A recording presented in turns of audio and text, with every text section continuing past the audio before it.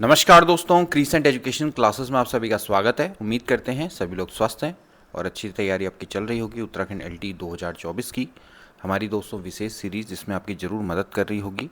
एक तरफ हम आपको मॉडल पेपर करवा रहे हैं, वहीं दूसरी ओर थ्योरेटिकल क्लासेस भी आपको प्रोवाइड करवा रहे हैं। महत्वपूर्ण क्लासेस दोस्तों आपको प्रोवाइड करवाई गई हैं। आज हम आपके लिए एक और मॉडल पेपर लेकर आए हैं, भाग नंबर 10। ऐसे प्रश्न दोस्तों आने की संभावना रहेगी। ये बिल्कुल आपके सिलेबस के अकॉर्डिंग मॉडल पेपर डिज़ाइन किए गए हैं। इससे पहले 9 मॉडल पेपर आपको प्रोवाइड करवाए गए हैं दोस्तों। अगर आपने वो मॉडल पेपर नहीं देखे तो ज़रूर देख लेना, सेल्फ असेसमेंट के लिए काफ़ी अच्छे रहेंगे। इसके अलावा अगर आपको और मॉडल पेपर चाहिए और मॉक टेस्ट आप देना चाहते हैं, नोट्स चाहते हैं हमारी क्लासेस के, तो फिर आप हमारे टेलीग्राम चैनल को तुरंत ज्वाइन कर लीजिए। लिंक अबाउट सेक्शन में दिया गया है। पूरे मॉडल पेपर को देखें, उसके बाद अंत में कितना स्कोर करते हो ये भी ज़रूर बताएं। चलिए आज की क्लास को शुरू करेंगे। दोस्तों आज हम करने वाले हैं मॉडल पेपर पार्ट नंबर 10। चलिए स्टार्ट करेंगे। सबसे पहला क्वेश्चन आपकी स्क्रीन पर आएगा दोस्तों। हाल ही में शुरू किए गए निष्ठा कार्यक्रम के बारे में निम्नलिखित कथनों पर आपको विचार करना है। Consider the following statement regarding the recently launch निष्ठा प्रोग्राम। निष्ठा एकीकृत शिक्षण प्रणाली प्रशिक्षण के माध्यम से स्कूली शिक्षा की गुणवत्ता में सुधार के लिए एक क्षमता निर्माण कार्यक्रम है। Nishtha is a capacity building programme for improving the quality of school education through integrated teachers training. यह पहल अपनी तरह का पहला है जिसमें सभी राज्यों और केंद्र शासित प्रदेशों के लिए राष्ट्रीय स्तर पर मानकीकृत प्रशिक्षण मॉड्यूल विकसित किए गए हैं। This initiative is the first of its kind in which standardise training modules have been developed at the national level for all states and union territories। निष्ठा समागम शिक्षा की केंद्रीय क्षेत्र योजना के तहत है, यानी कि निष्ठा is under the central sector scheme of समग्र शिक्षा। आपने बताना है कि इनमें से कौन सा करेक्ट है, पहला दूसरा करेक्ट है या फिर दूसरा तीसरा है या फिर पहला तीसरा या फिर सभी करेक्ट हैं। तो इसका राइट ऑप्शन दोस्तों क्या हो जाएगा? ऑप्शन नंबर ए, यानी कि 1 and 2 ओनली, यानी कि पहला और जो दूसरा स्टेटमेंट है दोस्तों ये करेक्ट है। निष्ठा एक एकीकृत शिक्षण प्रशिक्षण के माध्यम से स्कूली शिक्षा की गुणवत्ता में सुधार के लिए एक क्षमता निर्माण कार्यक्रम है। ये 2019-20 में दोस्तों स्टार्ट किया गया था। इसके अलावा यह पहल अपनी तरह का पहला जिसमें सभी राज्यों और केंद्र शासित प्रदेशों के लिए राष्ट्रीय स्तर पर मानकीकृत प्रशिक्षण मॉड्यूल विकसित किए गए हैं। लेकिन जो तीसरा स्टेटमेंट है कि यह एक आपकी केंद्रीय क्षेत्र योजना यानी कि सेंट्रल सेक्टर स्कीम के अंतर्गत आता है, ये दोस्तों गलत है। ये दोस्तों आपकी सेंट्रल सेक्टर ना होके दोस्तों ये केंद्रीय प्रायोजित योजना है, यानी कि एक सेंट्रल स्पॉन्सर्ड स्कीम है। ठीक है ना। सेंट्रल सेक्टर स्कीम का मतलब ये है कि जिस योजना का जो वहन होता है वो केंद्र सरकार वहन करती है। ठीक है। लेकिन जो सेंट्रल स्पॉन्सर्ड स्कीम होती है दोस्तों, वहाँ पर केंद्र और राज्य दोनों उस योजना का वहन करते हैं एक निश्चित अनुपात में। ठीक है। तो सेंट्रल स्पॉन्सर्ड स्कीम में क्या होगा कि यहाँ पर आपका केंद्र और राज्य दोनों की दोस्तों यहाँ पर जिम्मेदारी बन जाती है। तो तीसरा वाला जो स्टेटमेंट है वो गलत है, इसका मतलब पहला और दूसरा करेक्ट है। So hence option number A is correct. अगला देखेंगे। निम्नलिखित में से कौन सा आयोग भारत में शिक्षक के संबंध में विशेष तौर पर गठित किया गया था, खासकर टीचर्स के संबंध में गठित किया गया था? यशपाल समिति, न्यायमूर्ति वर्मा आयोग, चट्टोपाध्याय आयोग या फिर कोठारी आयोग? तो इसका राइट ऑप्शन दोस्तों क्या हो जाएगा? इसका राइट ऑप्शन हो जाएगा ऑप्शन नंबर बी, न्यायमूर्ति वर्मा आयोग। न्यायमूर्ति वर्मा आयोग दोस्तों जो कि स्पेसिफिकली शिक्षक के संबंध में दोस्तों गठित किया गया था। ये भारत के सुप्रीम कोर्ट के द्वारा दोस्तों 2012 में गठित किया गया था। और बेसिकली दोस्तों ये भारत में शिक्षक शिक्षा के दृष्टिकोण से अपनी सुझाव देता है, उसकी गुणवत्ता, उसकी क्वालिटी, उसके रेगुलेशन के परिप्रेक्ष्य में दोस्तों ये अपने सुझाव देता है। जैसे कि शिक्षक की कैसी गुणवत्ता होनी चाहिए, शिक्षक सेवा की कैसी गुणवत्ता होनी चाहिए, अगर कोई इन सर्विस टीचर है तो उसकी शिक्षा की कैसी गुणवत्ता होनी चाहिए, उसके प्रदर्शन, उसके लेखा परीक्षा, उससे संबंधित दोस्तों ये क्या करता है? सुझाव देता है। बाकी जैसे अगर हम बात करें दोस्तों यशपाल समिति की, तो यशपाल समिति 1993 में दोस्तों बैठी थी और इन्होंने लर्निंग विदाउट बर्डन के नाम से दोस्तों अपनी एक रिपोर्ट दी थी। ओके। बाकी कोठारी आयोग दोस्तों आप जानते हैं ये राष्ट्रीय शिक्षा आयोग है जो कि शिक्षा के प्रत्येक पहलू पर इसने दोस्तों अपनी तरफ से सुझाव दिए थे। ओके। बाकी बात करते हैं दोस्तों जो चट्टोपाध्याय आयोग की, तो चट्टोपाध्याय आयोग दोस्तों ये 1983 में प्रोफेसर चट्टोपाध्याय थे, डीपी चट्टोपाध्याय, उनके अध्यक्षता में दोस्तों इसका गठन किया गया था। और ये दोस्तों जो प्रशिक्षु होते हैं उनके चयन से आधारित मापदंड पर आधारित है। मतलब कि जो आपके जो शिक्षण पेशे के लिए जो जाना चाहते हैं तो उसके लिए जो ट्रेनी लोग हैं उसके चयन के क्या मानदंड होने चाहिए, उस पर ये दोस्तों अपनी रिपोर्ट्स को देता है। ठीक है, तो भारत में शिक्षक के संबंध में विशेष तौर पर जो गठित किया गया था वो न्यायमूर्ति वर्मा आयोग 2012 में भारत के सुप्रीम कोर्ट के द्वारा गठित किया गया। ध्यान रखेंगे। अगला, NEP 2020 के अध्यक्ष कौन है? नरेंद्र मोदी, दौलत सिंह कोठारी, SR रंगनाथन या फिर डॉक्टर के कस्तूरी रंजन। ठीक है, तो न्यू एजुकेशन पॉलिसी 2020 के अध्यक्ष दोस्तों कौन है? ये हैं डॉक्टर के कस्तूरी रंजन। बहुत आसान सा प्रश्न है लेकिन महत्वपूर्ण। अगला देखिए क्वेश्चन नंबर 4। आपने बताना है कि निम्न में से कौन सा UGC का क्षेत्रीय केंद्र नहीं है? UGC का क्षेत्रीय केंद्र नहीं है, या बेसिकली आप इसको कह सकते हैं क्षेत्रीय कार्यालय नहीं है, रीजनल सेंटर नहीं है UGC का। कोलकाता, दिल्ली, गुवाहाटी, भोपाल। तो इसका दोस्तों राइट ऑप्शन हो जाएगा option number B, Delhi. Delhi दोस्तों ये क्षेत्रीय कार्यालय नहीं है, ये UGC का मुख्यालय है, यानी कि हेडक्वार्टर। ओके, तो दिल्ली में मुख्यालय अवस्थित है। इसके अलावा दोस्तों इसके 6 क्षेत्रीय कार्यालय हैं। 6 क्षेत्रीय कार्यालय में एक दोस्तों कोलकाता में है, एक गुवाहाटी में, एक भोपाल में। इसके अलावा बाकी कहाँ पर हैं? एक पुणे में है, दूसरा हैदराबाद, और तीसरा बेंगलुरु, या बंगलुरु जो भी बोलो, बेंगलोर लिख लेता हूँ, चलो कोई बात नहीं। ठीक है, बंगलुरु। तो पुणे, हैदराबाद, बेंगलुरु, कोलकाता, गुवाहाटी, भोपाल, गुवाहाटी, भोपाल। तो ये दोस्तों 6 इसके रीजनल कार्यालय हैं। और दिल्ली में दोस्तों क्या है? हेडक्वार्टर है, यानी कि मुख्यालय अवस्थित है UGC का, यूनिवर्सिटी ग्रांड कमीशन। इसके बाद दोस्तों बात करेंगे अगली क्वेश्चन की। तकनीकी व्यावसायिक शिक्षा पर लड़कियों की पहुंच में सुधार की सिफारिश किसके द्वारा की गई? Improving girl access to technical, vocational and professional education was recommended by, यानी कि जो गर्ल्स हैं उनको भी टेक्निकल एजुकेशन मिलनी चाहिए, वोकेशनल एजुकेशन मिलनी चाहिए, प्रोफेशनल एजुकेशन मिलनी चाहिए। ये किस आयोग के द्वारा रिकमेंड किया गया था? राष्ट्रीय शिक्षक आयोग 1999, राष्ट्रीय ज्ञान आयोग, नेशनल नॉलेज कमीशन, राष्ट्रीय शिक्षा नीति, नेशनल एजुकेशन पॉलिसी 1992, या फिर कोठारी शिक्षा आयोग। तो इसका राइट ऑप्शन है दोस्तों ऑप्शन नंबर सी, राष्ट्रीय शिक्षा नीति, यानी कि national education policy 1992। National education policy 1986 के बाद दोस्तों जो नेशनल एजुकेशन 1992, जो कि दोस्तों इस पर थोड़ा सा इसमें संशोधन दोस्तों इसमें किया था 1992 में। तो इसमें दोस्तों यहाँ पर एक सिफारिश की गई थी कि जो तकनीकी शिक्षा है, वोकेशनल एजुकेशन और प्रोफेशनल एजुकेशन है, इनको भी गर्ल्स तक पहुँचना चाहिए, इसमें सुधार होना चाहिए। ठीक है, तो ये आपका रिकमेंडेशन नेशनल एजुकेशन पॉलिसी 1992 के द्वारा दी गई। अब देखेंगे न्यू एजुकेशन पॉलिसी 2020 में पहले 5 सालों को कौन सी अवस्था कहा जाता है? ये मध्य चरण है, नींव चरण है, माध्यमिक चरण है, या फिर प्रारंभिक चरण है? तो इसका क्या ऑप्शन होना चाहिए दोस्तों? इसका राइट ऑप्शन है दिस इज़ फाउंडेशन स्टेज। अगर पहले 5 सालों की दोस्तों बात करें न्यू एजुकेशन पॉलिसी में, तो इसको दोस्तों हम नींव चरण बोलते हैं, जहाँ पर आपकी नींव बनती है, फाउंडेशन बनती है। तो this is known as a foundation stage. So B option is correct. अगला देखें क्वेश्चन नंबर 7। सहयोगी शिक्षण प्रतिमान की एक महत्वपूर्ण विशेषता है,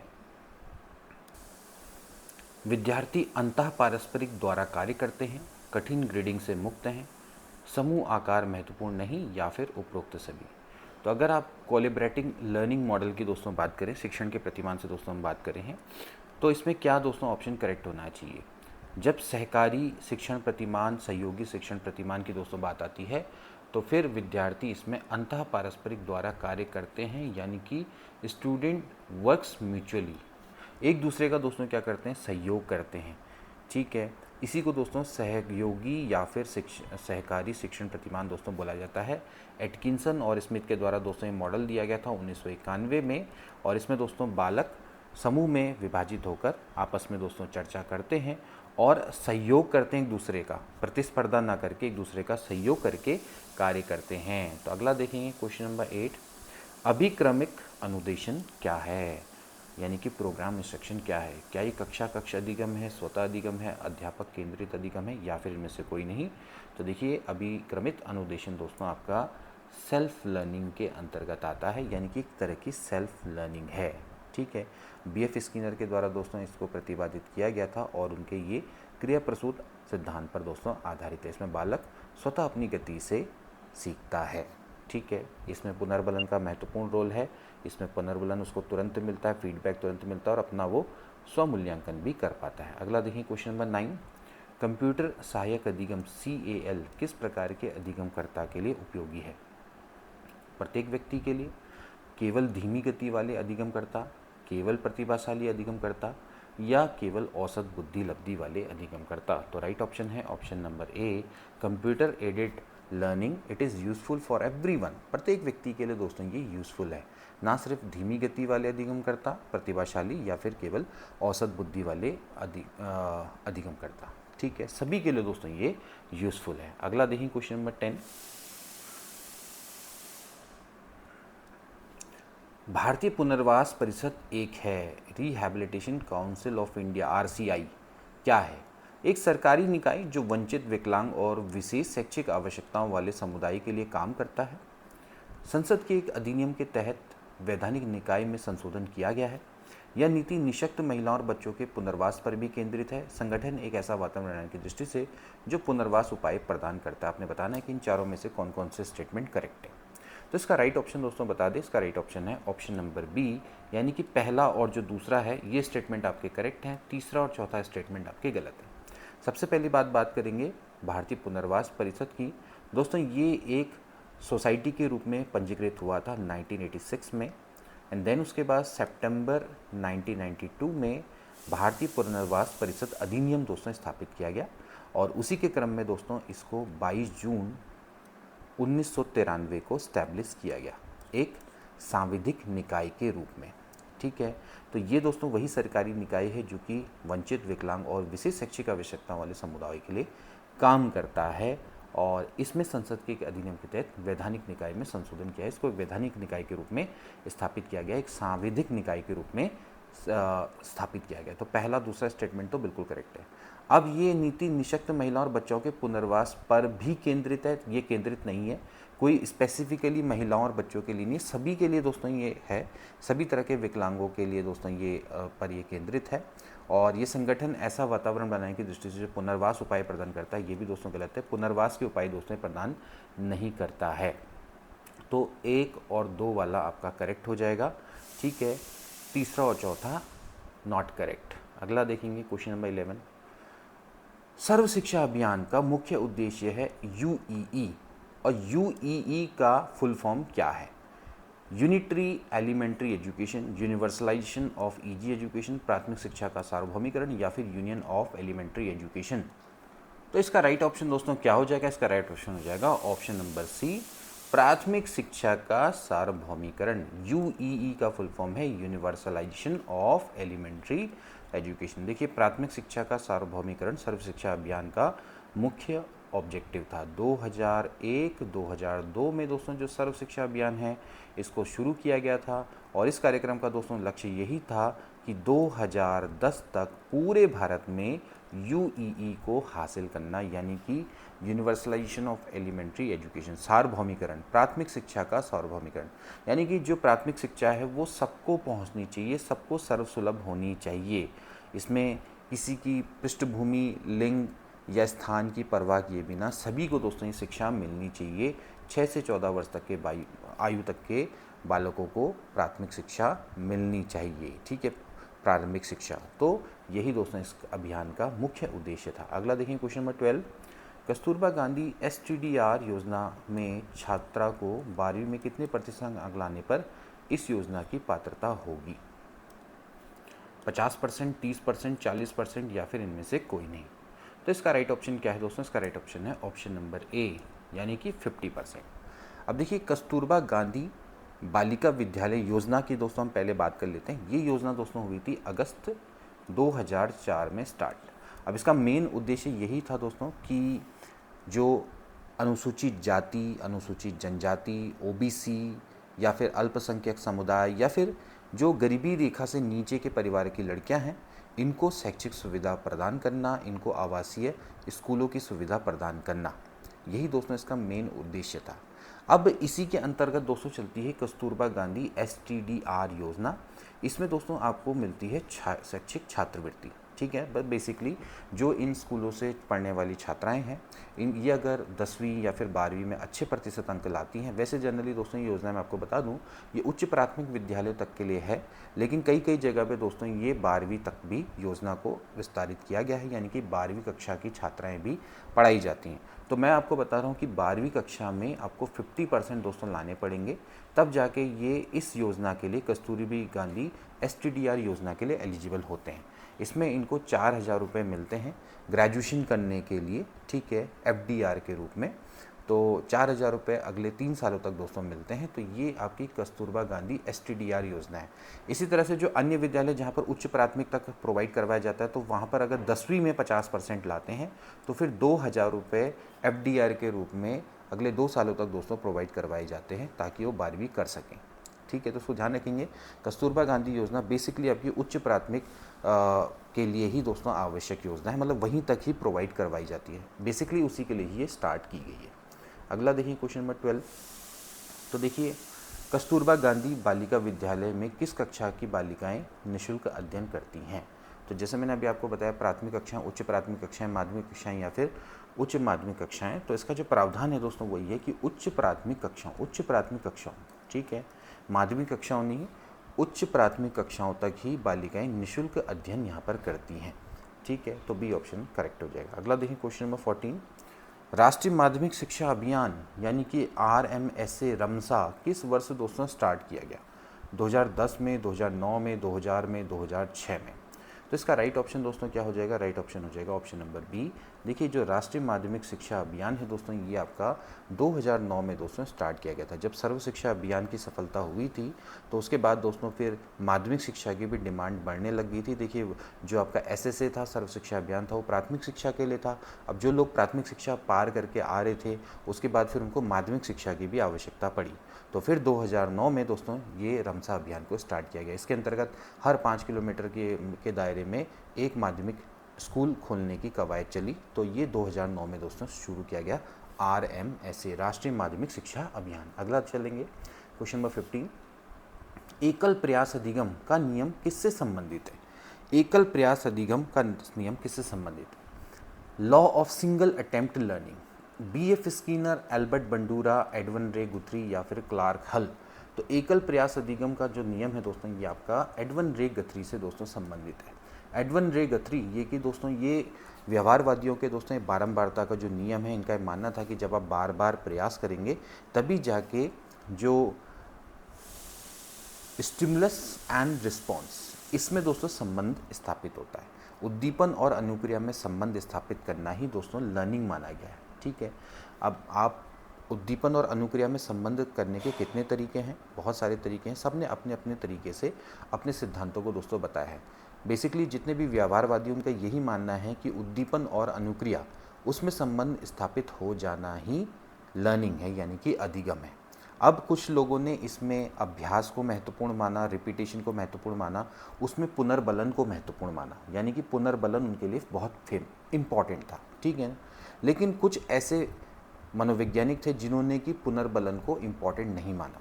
तो जिन्होंने पुनर्बलन को महत्वपूर्ण माना, तो उनके पुनर्बलन के सिद्धांत हैं उद्दीपन अनुक्रिया के, और जिन्होंने पुनर्बलन को इम्पॉर्टेंट नहीं माना, तो उनके अपुनर्बलन के सिद्धांत है सीखने के अधिगम के सिद्धांत, ठीक है ना, या अधिगम के सिद्धांत।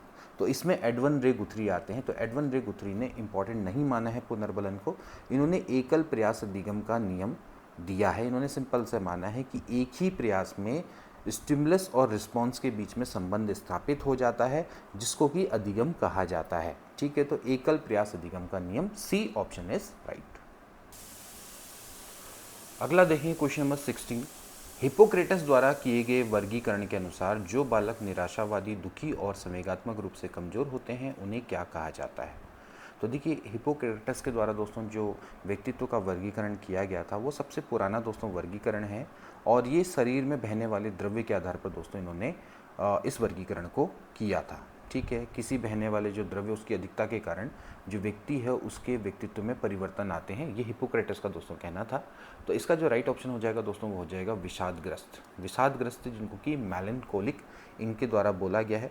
तो मेलनकोलिक ऐसे बालक होते हैं जिनमें दोस्तों काला पित्त की अधिकता पाई जाती है और ये शारीरिक और संवेगात्मक रूप से भी कमज़ोर होते हैं। तो यही बालक निराशावादी, दुखी और संवेगात्मक रूप से कमज़ोर होते हैं, इनको विषादग्रस्त या फिर मेलनकोलिक बोला जाता है। अगला देखेंगे, E.L. थॉर्नडाइक ने बुद्धि के जिस सिद्धांत का प्रतिपादन किया वह कौन सा है? एक कारक, द्विकारक, बहुकारक या फिर समूह कारक? तो इसका राइट ऑप्शन दोस्तों क्या हो जाएगा? इसका राइट ऑप्शन हो जाएगा option number C, this is a बहुकारक सिद्धांत यानी कि multi factor theory. E.L. Thorndike ने दोस्तों ये बुद्धि का सिद्धांत जो स्पीयरमैन के द्वारा दोस्तों जो द्विकारक सिद्धांत दिया था, जो कि जिसको जी कारक सिद्धांत भी दोस्तों बुलाता है, उसके अपोज में दोस्तों दिया था। तो ये बहुकारक सिद्धांत है, ठीक है, और ये 1920 में इनके द्वारा ये सिद्धांत दिया गया था, बहुकारक का सिद्धांत। अगला देखिए क्वेश्चन नंबर 18, मानसिक स्वास्थ्य के संकेतों में क्या शामिल है, यानी कि indicators of mental health include.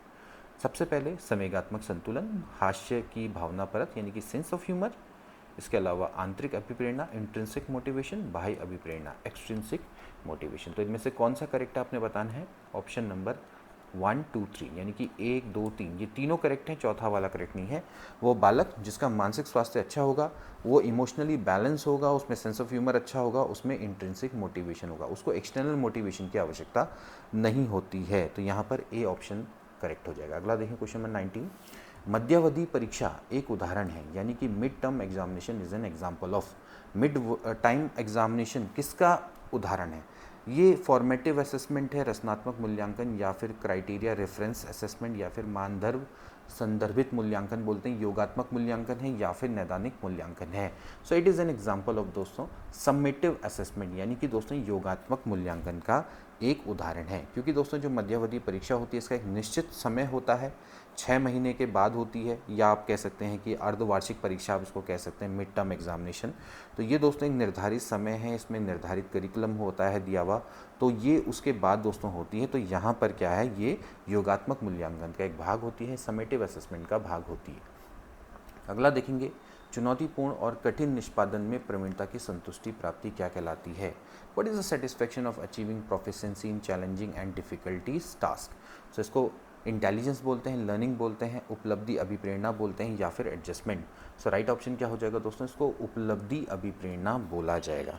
उपलब्धि अभिप्रेरणा एक दोस्तों एक्वायर्ड अभिप्रेरणा होती है और ये दोस्तों श्रेष्ठता की खोज पर यहाँ पर बल देती है। इसमें आपको achieving proficiency in challenging and difficulty task में सेटिस्फेक्शन मिलता है, तो इसको हम अचीवमेंट मोटिवेशन बोलते हैं। क्वेश्चन नंबर 21 देखेंगे, एक बच्चे को लाल गुलाब का कांटा चुभ गया जिससे उसे काफ़ी चोट पहुंची, आगे चलकर वो लाल पोशाक, लाल किसी भी चीज़ को देखकर डरने लगा, इसको क्या बोला जाता है? इसको हम उद्दीपन सामान्यीकरण बोलते हैं, उद्दीपन अनुक्रिया सामान्यीकरण बोलते हैं, उद्दीपक व अनुक्रिया दोनों सामान्यीकरण, या ना तो उद्दीपक सामान्यीकरण ना तो अनुक्रिया। तो इसका राइट ऑप्शन हो जाएगा option number A, it is known as a stimulus generalisation. ठीक है, जो व्यक्ति मूल उद्दीपक के प्रति जो क्रिया करता है और उससे मिलते जुलते अन्य उद्दीपक के प्रति भी सेम अनुक्रिया करने लगता है, तो उसको हम क्या बोलते हैं? उद्दीपन सामान्यीकरण बोलते हैं। ठीक है, आईपी पावलोव के द्वारा दोस्तों ये शास्त्रीय अनुबंधन का सिद्धांत दिया गया था, तो वहीं उसी पर दोस्तों ये अवधारणा आधारित है। अगला देखेंगे, निम्न में से कौन सा अवस्था संप्रत्यों के संपूर्ण विकास की अवस्था है? ऐसी कौन सी अवस्था है जिसमें कि कंप्लीट डेवलपमेंट होता है कॉन्सेप्ट्स का? अमूर्त संक्रियात्मक अवस्था, मूर्त क्रियात्मक अवस्था, इंद्रिय जनित गामक अवस्था या फिर पूर्व संक्रियात्मक अवस्था। तो इसका राइट ऑप्शन दोस्तों क्या हो जाएगा? Abstract operational stage. अमूर्त संक्रियात्मक अवस्था दोस्तों एक ऐसी अवस्था है जहाँ पर संप्रत्तियों का संपूर्ण विकास हो जाता है। ठीक है, पियाजे के द्वारा दोस्तों जो कॉग्निटिव डेवलपमेंट थ्योरी दी गई थी, तो उसमें एब्स्ट्रैक्ट ऑपरेशनल स्टेज वो वाली स्टेज है जहाँ पर कंप्लीट डेवलपमेंट होता है कॉन्सेप्ट्स का। अगला देखें क्वेश्चन नंबर 23, पावलोव के प्रयोग में कुत्ती का घंटी बजने पर लार आना की क्रिया क्या कहलाती है? क्या ये स्वाभाविक अनुक्रिया है, प्राकृतिक अनुक्रिया है, संबद्ध अनुक्रिया है या फिर संबद्ध उद्दीपक है? तो इसका राइट ऑप्शन दोस्तों क्या हो जाएगा? इट इज सी, संबद्ध अनुक्रिया है, या इसको दोस्तों क्या बोलते हैं? CR, conditional response. संबद्ध अनुक्रिया दोस्तों क्या होती है, जब आप जैसी अनुक्रिया नेचुरल उद्दीपक यानी कि स्वाभाविक उद्दीपक के प्रति जो आपकी नेचुरल अनुक्रिया आती है, वही अनुक्रिया अगर आपकी किसी अननेचुरल, ठीक है, या अस्वाभाविक, या आप उसको कृत्रिम कह सकते हैं, तो कृत्रिम उद्दीपक के प्रति वही अनुक्रिया आती है, तो उसको हम संबद्ध अनुक्रिया बोलते हैं या कंडीशनड रिस्पॉन्स बोलते हैं। यहाँ पर कुत्ते को भोजन को देखकर लार आती थी, अब कुत्ते को घंटी बजने को सुन के ही लार आने लगी, तो घंटी एक नेचुरल उद्दीपक नहीं है, ये आपका क्या है, एक आर्टिफिशियल उद्दीपक है, ठीक है। वही अनुक्रिया भोजन को देखकर, वही अनुक्रिया घंटी को देखकर, इसको हम बोलेंगे कंडीशनड रिस्पॉन्स। अगला देखेंगे क्वेश्चन नंबर 24, सक्रिय अनुक्रिया अनुबंधन जिस उद्दीपक अनुक्रिया संबंध पर आधारित है। Stimulus response relationship on which operant response condition is based on, this is based on the law of effect, यानी कि प्रभाव का नियम। सक्रिय अनुक्रिया अनुबंधन, ये सिद्धांत दोस्तों आपका स्किनर के द्वारा दोस्तों दिया गया था। तो ये बेसिकली आपका उद्दीपन अनुक्रिया संबंध पर दोस्तों आधारित है। तो जैसे हमने पहले आपको बताया दोस्तों कि उद्दीपन और अनुक्रिया के संबंध पर ही दोस्तों सभी सिद्धांत दोस्तों दिए गए हैं। कुछों ने पुनर्बलन को महत्वपूर्ण माना है, कुछों ने नहीं माना है, लेकिन उद्दीपन और अनुक्रिया संबंध पर ही सभी सिद्धांत बल देते हैं। इसमें सभी ने अपनी अपनी तरफ से सिद्धांत दिए हैं, चाहे पावलोव हो चाहे स्किनर हो। तो ऐसे ही सक्रिय अनुक्रिया अनुबंधन जो कि ऑपरेंट रिस्पॉन्स कंडीशन है, ये बेस्ड है प्रभाव के नियम पर। तो प्रभाव के नियम पर दोस्तों ये आधारित है।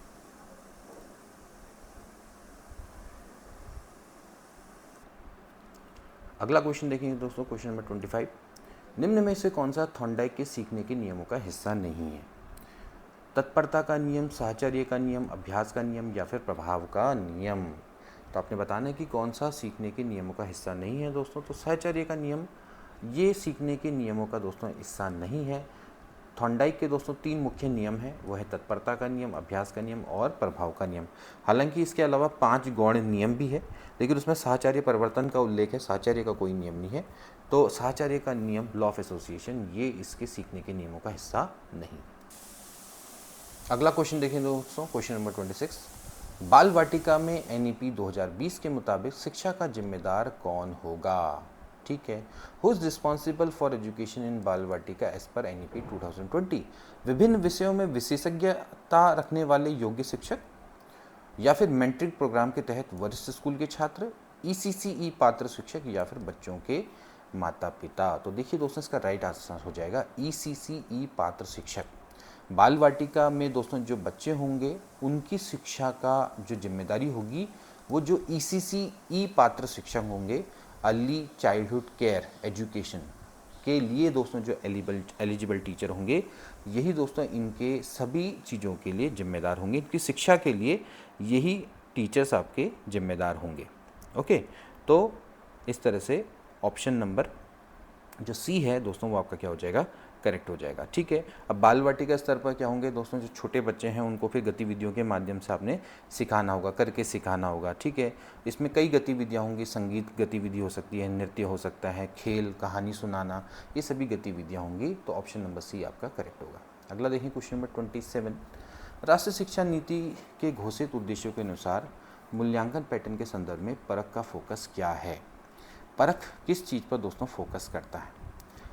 पारंपरिक परीक्षण विधियों पर जोर देना, रटने और याद करने को बढ़ावा देना, 21वीं सदी की कौशल आवश्यकताओं को पूरा करने की दिशा में मूल्यांकन पैटर्न को बदलना, या फिर मूल्यांकन में प्रौद्योगिकी के उपयोग को हतोत्साहित करना। तो आप देख सकते हैं कि इसमें 4 स्टेटमेंट में से 3 स्टेटमेंट नेगेटिव हैं, एक पॉजिटिव है, सी वाला पॉजिटिव है बिल्कुल। तो 21वीं सदी की कौशल आवश्यकताओं को पूरा करने की दिशा में मूल्यांकन पैटर्न को बदलना। देखिए, जो राष्ट्रीय शिक्षा नीति है इसमें घोषित उद्देश्यों के अनुसार जो परख है, परख का दोस्तों सिंपली फोकस है कि 21वीं सदी की कौशल आवश्यकताओं को पूरा करने की दिशा में जो मूल्यांकन है उसके पैटर्न को दोस्तों थोड़ा सा बदलने की आवश्यकता है। इसके अलावा दोस्तों ये पारंपरिक विधियों पर जोर नहीं देता, ये आधुनिक विधियों पर, आधुनिक परीक्षण की विधियों पर जोर देता है। इसके अलावा ये रटने और याद रखने को बल नहीं देता है। ठीक है, रटने पर दोस्तों ये बल नहीं देता है, याद करने पर दोस्तों बल नहीं देता है। ठीक है, ये आपके छात्रों के समग्र विकास के मूल्यांकन करने पर दोस्तों बल देता है। मूल्यांकन में प्रौद्योगिकी को उपयोग को ये हतोत्साहित नहीं करता, ये इसको प्रोत्साहित करता है। ठीक है, तो इस तरह से आप आंसर देंगे। अगला देखेंगे, टैगोर के दर्शन में निम्नलिखित में से कौन से दर्शनों का सम्मिश्रण परिलक्षित होता है। ये दोस्तों हमने करवाया भी था आपको बहुत अच्छे से। यथार्थवाद, प्रकृतिवाद, प्रकृतिवाद आसारवाद, यथार्थवाद और प्रयोजनवाद, आदर्शवाद तथा प्रयोजनवाद। तो राइट ऑप्शन क्या हो जाएगा? Right option is B. देखिए, टैगोर प्रकृतिवादी भी थे, ठीक है, और आदर्शवादी भी थे। ठीक, प्रकृति से दोस्तों बहुत अत्यधिक प्रेम करते थे। ओके, और उन्होंने अपनी कई रचनाओं में प्रकृति का सुंदर चित्रण भी दोस्तों किया है। ओके, तो प्रकृतिवादी तो थे दोस्तों वो, और इसके अलावा वे आदर्शवादी भी थे। तो बी ऑप्शन क्या हो जाएगा दोस्तों? इसका करेक्ट हो जाएगा। अगला देखेंगे, समाज की संरचना में परिवर्तन की प्रक्रिया को क्या बोला जाता है। जब दोस्तों समाज की संरचना में दोस्तों परिवर्तन होता है, इसी को दोस्तों हम क्या बोलते हैं? सामाजिक परिवर्तन बोलते हैं। अब ये जो परिवर्तन है दोस्तों, पॉजिटिव नेगेटिव दोनों हो सकते हैं, तो लेकिन जो समाज की संरचना में परिवर्तन की प्रक्रिया दोस्तों सामाजिक परिवर्तन कहलाती है। ठीक है, सामाजिक संरचना में दोस्तों जो परिवर्तन है वो सामाजिक संस्थाओं में हो सकता है, सामाजिक हमारे रीति रिवाजों में परिवर्तन हो सकता है, हमारे सामाजिक मूल्यों में परिवर्तन हो सकता है। अब ये परिवर्तन हमेशा सीक्वेंशियल होते हैं, लेकिन पॉजिटिव नेगेटिव दोनों हो सकते हैं। इसके बाद अगला आता है प्रश्न दोस्तों, समाज की नवीनतम मान्यताओं और आवश्यकताओं को ध्यान में रखते हुए राष्ट्रीय शिक्षा प्रणाली के निर्धारण के लिए किस आयोग की दोस्तों स्थापना की गई। तो which commission was established to determine the national education system keeping in mind the latest beliefs and needs of the society? So right option is option number C, Kothari आयोग। तो देखिए, उस समय पर समाज की नवीनतम मान्यताओं और आवश्यकताओं को ध्यान में रखते हुए पूरे देश की राष्ट्रीय शिक्षा प्रणाली पर आवश्यक सुझावों के लिए उस समय पर कोठारी आयोग की स्थापना दोस्तों करी गई थी। ठीक है, कोठारी आयोग, जिसको कि राष्ट्रीय शिक्षा आयोग के दोस्तों नाम से भी जाना जाता है। इन्होंने शिक्षा के प्रत्येक पहलू पर दोस्तों यहाँ पर अपने सुझाव दिए थे। इस आयोग का गठन कब हुआ था दोस्तों? ये हुआ था 14 जुलाई 1964 को। 1966 में इसने दोस्तों अपनी रिपोर्ट दी। इसके जो अध्यक्ष थे वो थे डॉक्टर DS कोठारी। ओके, इसने शिक्षा प्रणाली में दोस्तों कई महत्वपूर्ण सुझाव दिए हैं। तो ये दोस्तों थे आज के प्रश्न। आई होप कि आपको दोस्तों ये मॉडल पेपर अच्छा लगा होगा, और अगर अच्छा लगा है तो अपने दोस्तों के बीच में जरूर शेयर करेगा। मिलेंगे नेक्स्ट क्लास में, तब तक के लिए take care and good bye.